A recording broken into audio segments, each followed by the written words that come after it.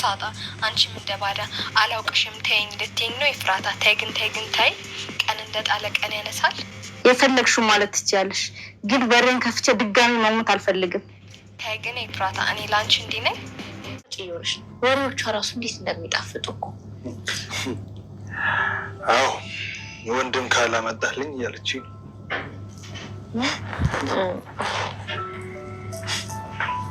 ወንድም ትፈልጋለች ምሳሌ ሻይላ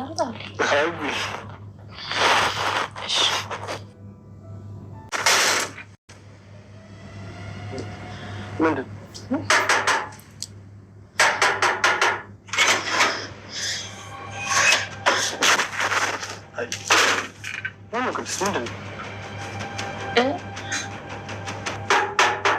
ማን የመጣው ክሾቹ ነበር ኤፍራታ እንዳትደርሽብኝ ብላኛለች ለመጨከን ይመችሻል የኤፍራታን ጉዳይ እንጨርሰዋለን ተባብለናል አይደል እኔ ዝና እንደሆንኩኝ ተነክሼ ማለት ነው የምረሳስ ወንደል መስልሽ እሺ በቃ ደግሞ የትም ሄጃ ስለሌለኝ ማታ ብሩክ ካላስገባኝ ተመልሼ እመጣለሁ እዛው በር ላይ ሳምንት ድረስ ወድቀሽ ለምን አዎ መርብል እኔ ባንተ ተማመናለሁ ከፖሊሶች ጋር ተባብረን እናንበረከካቸዋለን ምንድነው ህግ ባለበት ሀገር ማንም ማንንም አይፈራም አሉ እኮ አንዳንዶች ከህግ በላይ ይሆኑ አንተ ከህግ በታች ለህግ ውስጥ ትገዛ እነሱ ደግሞ የህግ የበላይ ሆነው የሚያሰቃዩ በፍጹም አይሆንም መንግስት ያለው እኮ ለዚህ ነው ማንም ከህግ በላይ አይሆንም ጉድበር ያገር ሰው አለ ጉድበር ጎንደር ይላል ያገሬ ሰው እናንተ ዛሬ ብሩክ በጣም ኃይለኛ ነገር ገጥሞታል ወይኔ ጉዴ ያልፈራው ያልጠረጠረው ነገር አልደረሰበትም ምንድነው አትሉኝም ማህሌት መጣችበት ቤቱ መስኪኔ ስንት ስቃዩን ስታበላው እናት ያላረገችውን ነገር እንግዲህ ጋይስ ምን ያላረገችው አለ ማህሌት በዚህ ምድር በክፍለ ክፋት ብሩክ ላይ ያላደረገችው ነገር ምን አለ አንዲት የሚወዳትን የሚሳሳላቱን ብቻውን መከራ ከፍሎ ያሳደጋትን አንዲት ሴት ልጁን ሚስት ብሎ አግብቶ ቢያስቀምጣት ማለት ነው ወይዘሮ ማህሌትን ቁጭ ቢያረጋት ልጁን ለመግደል ጋይስ መድኃኒት ስትመርዝ በቅድስቴ ጥረት ከፈጣሪ ጋር መድኃኒት ስትመርዝ በስለት ስትተኛችበት ለማስቀረት ምን ያላደረገችው ነገር አለ ጋይስ ምን ያላደረገቻት ነገር አለ ምሳሌን ማለት ነው ከዛም አልፎ ደግሞ ስትታመም መድኃኒቷ እንዳትወስድ ስትሸሽግባት ከዛም ደግሞ በኋላ ነገርዮች ስትታመምበት ህክምና ለማሳከም ልጁን ሲነሳ ያላደረገችው ነገር ምን በዚህ ምድር ቀረ የሚባል ነገር አልቀራትም ብሩክን ለማድረግ ማን ነው ቤተሰቦቼ በዛ ላይ ልጁን ለመንጠቅ ልጁን ለመግደል እንድትሞት ልጅቷ ያላደረገችው ነገር የለም በዛ ላይ ሄደችበት ብሩክን የመሰለ ወንድ ቤት አስቀምጣ እንግዲህ ከስንት ወንድ ጋር ነው የምትስትል ከሰከስ የነበረው እንግዲህ ያም አልበቃት ብሎ ደግሞ እሱን በቃ ህክምና ላይ ያሳከም ልጁን እንትን ሲል ንብረቱን ባለ ሀብት ባለ ንብረት ነኝ ብላ አሳገደችበት ምክንያቱም የህክምና ጊዜው አጭር ወቅት ስለነበረ በአጭር ጊዜ ሄዶ ልጁን አሳክሞ መመለስ ስለነበረበት ከዛ እሷ በህግ ያሳገደችበት ንብረት እኮ አይመለከታትም ግን የሚገርመው ደስ የሚለው ንብረቱ ደግሞ በሱ ስም አይደለም በልጁ ስም ነው ግን ማለት ነው አሳገደች በቃ ባለቤት ነኝ ብላ ማለት ነው ያንን ተከራክሮ ከፍ ዝቅ ብሎ እንትን እስከሚል ድረስ አልቻለችም ማለት ጊዜ አልነበረውም ጊዜ ስላልነበረው እሱ ያንን ነገር ማድረግ የነበረበት ምን ነበረ በቃ ቶሎ ማድረግ ስለነበረበት ያ ደግሞ ህግ ጋር የተያዘ ነገር ስለሆነ በቀጠሮ እንትን ሲያራዝሙበት ልጁን ለህክምና ሊይዙበት ሄደው ሰቀኑ ደረሰ የልጅቷ የቆይታ ጊዜዋ እንግዲህ ከ3 ወር በፊት በዚህ በ3 ወር ዘክሪ ልጅቷል ማታሳከማት ሆነ ትሞታለች ተብሏል እና ያንን የ3 ወር ቆይታ እንዴት አድርጎ ስንክልክልክል አደረገችው ቤተሰቦቼ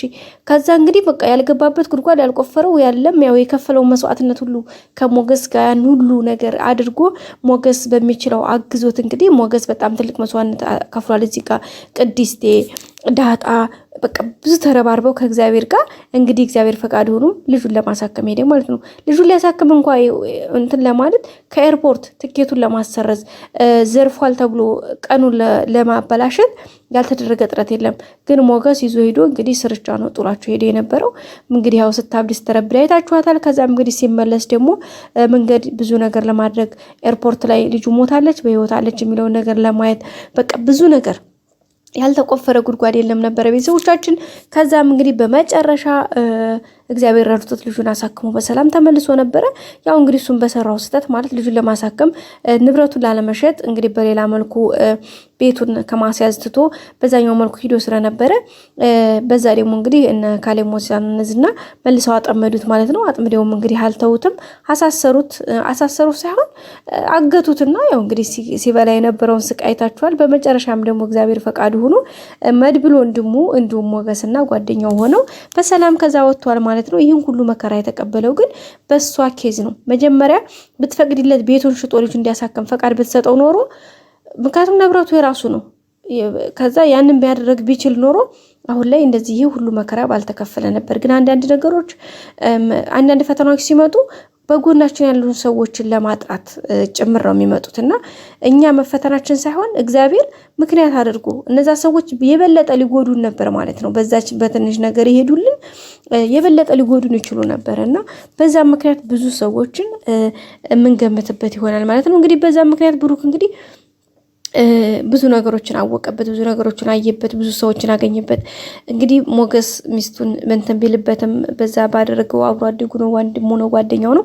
ያንን ሁሉ መከራ ከፍለው በኋላ እንግዲህ ሚስቱን እንዳባለገበት ማለት ስትናገር ያ ቪዲዮ ሲወጣ ምናምን በቃ በኋላ ደግሞ ከዛ በላይ ለልጁ መዳን ያደረገው ትልቅ አስተዋጽኦ በጣም ከፍ አለበትና ብሩክ በዛ እንግዲህ ይቅርታ ተባብለው ብሩክም የሚችለውን ያክል እንግዲህ ብሩክን ለመካስ ሞገስም ብሩክን ለመካስ የሚችለውን ሁሉ አድርጎ እስከ ጥግ ድረስ ሲሉ እንግዲህ ብሩክን ልጁ እንዲያሳክም ረድቶት በኃይለኛው በነገራችን ላይ እሱ ሊሰጠው ገንዘብ ሲል እንግዲህ ሂዳ አሳግዲያበት ነበረ። መልሳ የሞገስንም በቃ እንዴት ብዬ ልንገራችሁ በጣም ብዙ ሺህ ነገሮች ናቸው የተነባበሩት የነበረው። ግን እግዚአብሔር ረዳውና እግዚአብሔርን ያዘ። በንጹህ ሕሊና ከሆናችሁ አሸናፊዎች ናችሁና በመጨረሻም እንግዲህ ከአሸናፊዎች አሸናፊ ሆኖ ብሩክ ልጁን አሳክሞ መጥቷል። ያው አሁን ላይ የደረሰው መከራ ቢደርስበትም እግዚአብሔር ይመስገን ዛሬ ላይ በቀጥ ብሎ ቆሟል ማለት ነው።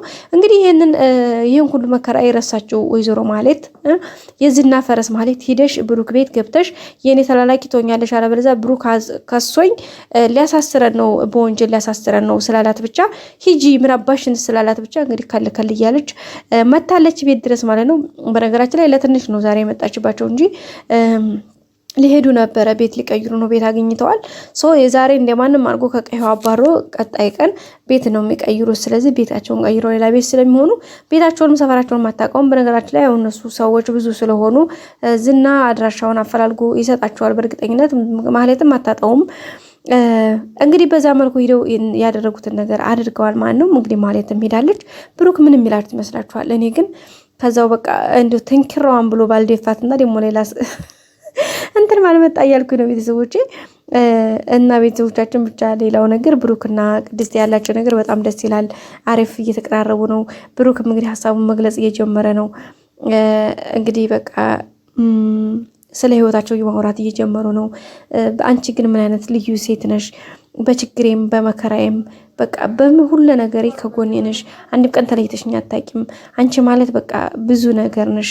በቃል አይገለጽም። ያንቺ በቃ በጣም አስተዋይ፣ ጀግና፣ ጠንካራ ሴት ነሽ።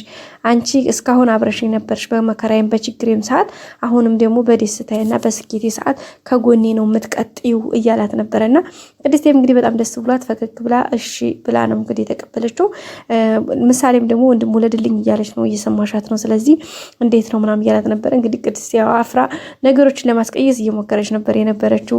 ብቻ ብዙ ነገሮች ደስ የሚል ታይም ነው ያሉት። መድብልና ብሩክም እነዚህና መታሰር እንዳለባቸው እስካሁን የከፈሉ መስዋዕት እንዳለ እነሱን በፈሪ ሳይሆን በጀግንነት ማድረግ ያለባቸውን ነገር ማድረግ እንዳለባቸው ቤታቸውን ቀይረው እስከ ጥግ ድረስ እንደሚፋለሙ ቃል ተገባብተው እንግዲህ ወደ ስራ እንትን እያሉ ነው።